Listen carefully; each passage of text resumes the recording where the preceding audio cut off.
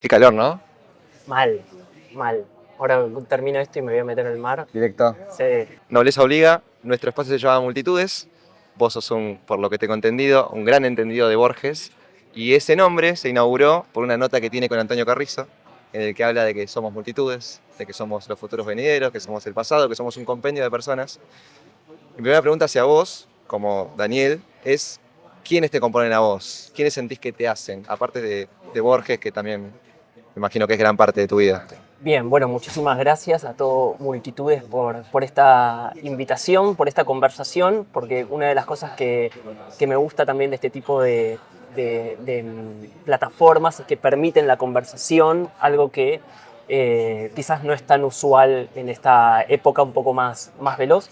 Segundo, qué bueno que reivindican esa entrevista de Antonio Carrizo con Borges, porque es una entrevista muy buena. Le permite a Borges desarrollar ideas, cosa que no todos los periodistas que lo han entrevistado hacían. Tenían más interés en hablar ellos mismos que permitir a Borges decir lo que tenía ganas de decir. Borges siempre fue muy generoso en sus respuestas y se iba adaptando muy bien, pero la entrevista particular de Antonio Carrizo, que la tengo muy estudiada, me gusta. Y en tercero también hay una idea de que Borges trabaja mucho, que es de Walt Whitman, ¿no? Yo soy multitudes, que es muy whitmaniana, y Borges, lector, sobre todo en su juventud, de Walt Whitman, educa, nos educó mucho como lectores. Él llega a decir en una entrevista, cuando era joven pensaba que no había otro poeta que no fuera Walt Whitman. Y en ese sentido, mis multitudes son aquello que he leído, que he visto, que he escrito, historias que me han contado, historias que he vivido. Creo que es inevitable que no seamos multitudes. Por eso yo permanentemente trato de desarrollar la idea de que la originalidad no existe. Es simplemente una idea que quizás alguien formula buscando cierta notoriedad, etc. Pero si uno realmente quiere ser honesto, tiene que decir, la verdad que yo no estoy inventando nada. Basta leer El Quijote. Cervantes en 1605 lo hizo todo. El tipo, después todo lo que podemos hacer los demás es simplemente un etcétera. Y Borges entendió muy bien eso en su cuento, por ejemplo, Pierre Menard, autor del Quijote, que somos aquellos que leímos. Y creo que Borges era muy genuino cuando decía que era mejor lector que escritor, porque Borges es aquello que ha leído, creo que todos también. ¿Y sentís que hoy en esta actualidad veloz que tenemos y donde está todo bastante servido en algún punto por las redes sociales, por el internet, bueno, estamos en esa? ¿Crees que hoy a Borges se lo lee más por una idealización, por una cuestión de deseo realmente? ¿Cómo se construye el deseo también, teniendo en cuenta que alguien viene y te dice, no, a Borges tenés que leerlo, por ejemplo? Borges es un... Muchas gracias. Todo bien. Es la realidad. Esto se edita después. Ahí te agarro un cafecito. Este igual no es tu cortado, me parece que es el nuestro. Ah, perdón. Seguimos. Borges es un escritor muy comentado, poco leído. Es decir, se habla más de Borges respecto a aquello que se lo lee. Y esto es porque Borges se ha convertido en un acto de fe. Se asume que es un buen escritor sin haberlo leído. Y hay una fineza en eso, que se asume que es tan buen escritor, que es tan complejo, que es bueno, pero que uno no va a tener la capacidad de leerlo. Es decir, no se lo lee por las razones positivas, porque uno diría, bueno, no leo un escritor porque me recomendaron que es malo, entonces, no lo lee, no gastes el tiempo. En Borges dice, es tan buen escritor que no lo leen por eso. Y eso es una dificultad que yo trato con distintas iniciativas de surfear para que, no para evangelizar en torno a Borges, sino para que lo lean, que saquen sus propias conclusiones. Porque Borges es un escritor de cuentos difíciles, sí, pero es un escritor de cuentos sencillos también. Borges es cuántico, es una probabilidad, está siempre donde uno no lo va a buscar. Pero me parece que la idea de repetir una idea que no es propia, esto de Borges es un gran escritor o Borges es un escritor difícil, muchas veces limita el simple hecho de, che, lo voy a leer, ¿no? Por eso se habla tanto de Borges, pero se lo lee poco. Para mí, la acción inicial para empezar a leer a Borges es leerlo. Aunque sea una obviedad, no lo es, en absoluto. ¿Qué te queda a vos de Borges en tu escritura, en tu composición, en tu hacer? En la manera de... me ha dado muchas lecciones en la oralidad, porque el trabajo económico que tiene Borges en sus textos, y al leerlos, y al estudiarlos, y al repasarlos, obviamente uno va aprendiendo a decir lo necesario. Hay una frase de un gran poeta chileno, Vicente Huidobro, que dice: el adjetivo cuando no da vida mata, ¿no? De modo que uno también aprende sobre cómo Borges en 4 o 5 páginas desarrolla una idea, un tema, una trama, que otro quizás hubiese usado 500 páginas. Lo cual sería un gasto total de papel, ¿no? Casi un ataque al ecosistema. Y Borges lo resuelve en 4 o 5 páginas. Por ejemplo, textos como Tema del traidor y del héroe, o incluso Pierre Menard, autor del Quijote, El jardín de senderos que se bifurcan, cualquier otro te hace una novela de 600 páginas. Y probablemente una buena novela, pero justamente esa capacidad de economizar es lo que hace a Borges Borges. Y por eso nunca escribió ninguna novela, porque no es un autor de novelas. Por eso está mucho más cercano en ese sentido a Kafka.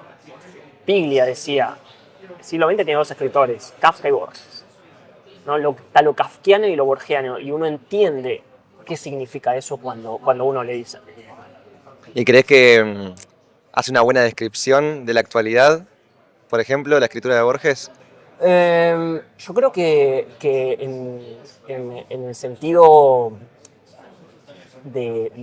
específico de la literatura, creo que se adelantó muy bien a la idea de la economía de la palabra, ¿no? Digamos, con todo lo que es Twitter, por ejemplo. Siempre digo, Borges hubiese sido un gran tuitero, por el manejo de la brevedad, por el manejo de la ironía, por la síntesis de una idea en pocos caracteres. Creo que eso lo hace muy, muy actual. En el segundo lugar, Borges tenía una capacidad de marketing sobre sí mismo realmente extraordinaria, realmente extraordinaria. Se dice poco, pero Borges fue un gran marketinero, y no lo digo en un sentido peyorativo, sino en el sentido de cómo él era consciente de qué tipo de relato quería construir sobre sí mismo. Es decir, estaba tratando siempre de los 2 lados del mostrador. Escribía y buscaba también el modo de intervenir sobre cómo era escrito. Y esa capacidad es la de alguien que tiene todo el mapa conceptual en la cabeza del sistema literario. Ahí es muy evidente toda su formación previa en España, su participación en revistas. La primera revista en la cual acá en Argentina participa Borges como codirector, que es Prisma, es una revista mural, ¿no? Literalmente iban a pegar las revistas en las calles, es decir, tiene una idea de la territorialidad muy, muy sólida, y eso me fascina.